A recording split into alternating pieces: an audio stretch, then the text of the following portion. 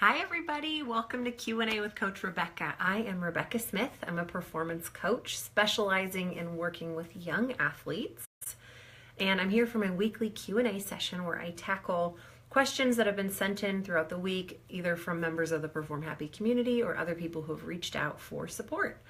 So if you'd like to get more opportunities to hear from me, you can either join our Perform Happy community, which is the complete online mental toughness training center where you can learn to overcome fear, find your flow, become mentally tough, and have support along the way. Or you can sign up for one-on-one coaching, and that's at completeperformancecoaching.com. All right, so here is our question of the week. Now, of course, if you're here with us live, you're welcome to type in a question and I will do my best to get to it. So here's our question. After I sent out this last week's email about if it's time to quit or if you can get through it after you've come back from an injury, I got an email that said, I'm just not really sure what to do right now. I've pretty much healed. It's just that I've been off from gymnastics for like 9 months and have hardly done any conditioning, and I'm not really sure whether to go back or not. If I don't, then I don't have a sport anymore. I don't really have that passion. So this person has had an injury, has come back, healed from it, and they're at this place where their identity is pretty wrapped up in their sport, but their body doesn't have the fitness. And so I asked him a couple of questions, and he seemed really stuck. So what I want to share with you guys are the 2 things that you must have in order to make a comeback. And there are countless athletes who have made amazing comebacks. One of them I talk about all the time, and her name's Marilyn King. She was a decathlete in the late 70s.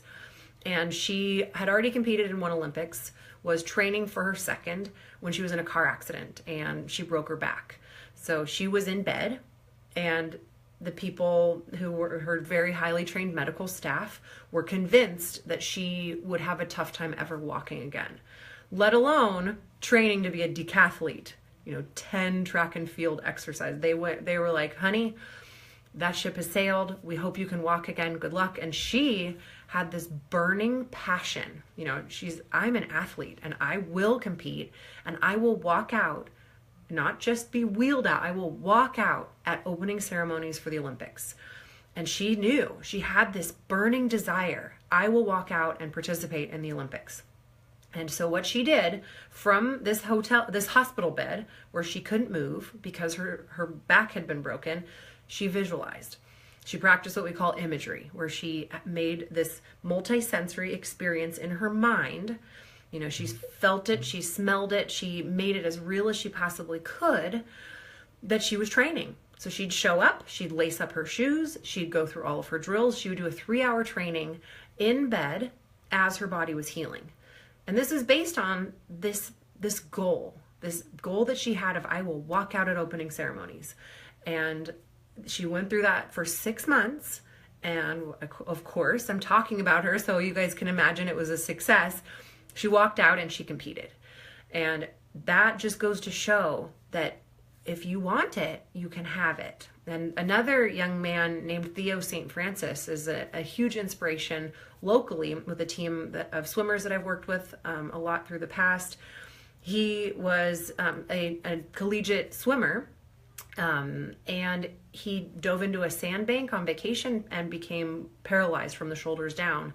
And he didn't take that. He didn't take no for an answer. And he's actually created this entire rehab system for people with spinal injuries through Pilates. And it's phenomenal what this guy is doing with his life. So that injury, it can be the end, but not if there's something burning, not if there's a desire deep inside of you. So the 2 things you have to have if you're going to make a big comeback, number 1, you have to believe in yourself and your ability to reach your goals. So of course you have to have a goal. But if you want to get back to level 8, get back to level 10, get back and compete in college, you've got to be able to see that picture in your mind of what you want to have happen. Theo, I'm sure, sees himself walking, running, doing all these amazing things. He's a rock climber now. If you see it in your mind, that's going to get you closer to getting there. You have to believe in yourself and believe that it's possible. That's number 1.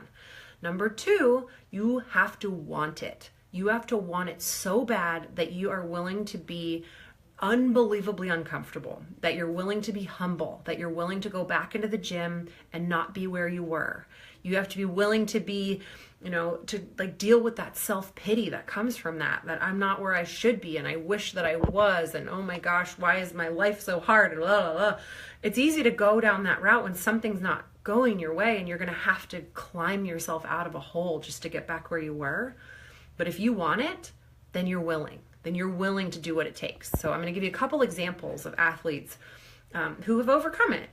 So Maria Sharapova, she's a famous tennis player. She was dominating on the court in 2008, and she ended up having to have shoulder surgery. She was out for 7 months, and she could have gone, well, I had a good career, I'm done. But no, she came right back. And she, of course, had this shoulder surgery. She double faults more than she did before, but she came back and is again one of the top elite tennis players. The same with Rafael Nadal, who's another tennis player. He's a 14-time Grand Slam champion, and in 2012, he had a recurring knee injury come up, and he had to have a surgery. He was out for a year. And this is after, in 2007 and 2009, he was out with the same injuries. They call him the comeback kid because he will not be stopped by injury. He knows, I am a top tennis player and this is where I belong and this is what I do. Peyton Manning in 2011 had a whole crazy spinal surgery, was out for a year, had a year of not playing his best, and then made all these bests when he moved over to the Broncos and won the Super Bowl in 2016. So there's got to be the belief in yourself and the willingness to work hard to get there. The final one I'll mention is John Orozco, who is a male gymnast who was on the Olympic team in 2012 after getting through a torn Achilles in 2010 and an ACL in 2012. He kept coming back. And that's what you have to have, is that, that determination and the belief in yourself. Now, one of the courses that I teach in the Perform Happy community is Mental Toughness Boot Camp. And this is probably one of my favorite things that I teach, period, because it just makes things happen. It moves things in people, because it digs into, one of the requirements for mental toughness is an unshakable belief in yourself. Now, I'm not talking like, yay, I believe in myself. I'm talking, I will reach my goals. And if I haven't reached them, I'm not done.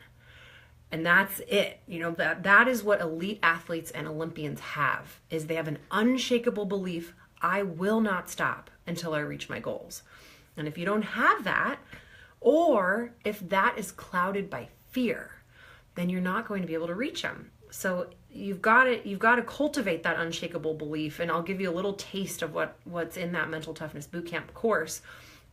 You have to have goals. You have to have specific goals. You have to know exactly why you have the ability to rise above and get back where you want to be.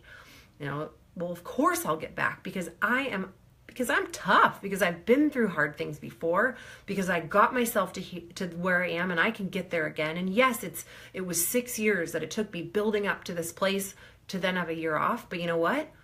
I will build myself back up. You have to lean on past successes. That's something that I help people do, is figure out, what can you lean on? What have you done? What have you dragged yourself through that has proven to you that you can handle this? No, it's not going to be easy, but none of the good stuff is, I promise. And you can lean on those times where you didn't know if you would make it, and you risked failure, and you risked looking bad and not being at your best, and then you did it. And that's when you get the articles written about you, and that's when you get spotlighted, because you then become this huge inspiration, not just for yourself, but for other people. So if you are considering coming back and you're not quite sure, the question you have to ask yourself is, do you believe it's possible? If you don't believe it's possible and you aren't willing to be uncomfortable, then it's going to be a tough road. And for a lot of people, it's about being okay with where you are. And can you find the joy in your sport, even if you're not at that level where you want it to be? And then I think another key point that this person brings up is, can you have an identity that, yes, you're an athlete, but who else are you? Are you a friend? Are you a family member? Are you somebody who does good service to people in your community? If you can build your self-esteem up on other things than just your sport, then your sport can be a source of joy and not just your self-esteem. And that's actually a really good way to build the right kind of passion for sport anyway. All right, everybody, that's it for today. Please feel free to send me questions at rebecca@performhappy.com. Get on the wait list if you're considering joining the community and getting access to the courses, because we're switching up the structure. I'm actually going to start selling the courses individually. So if you want a chance to get access to everything at a low monthly price, then get on that waiting list right now at performhappy.com. Otherwise, stay tuned and get on the email list so that you can be the first to know when those courses are available individually. All right, I'll see you next week.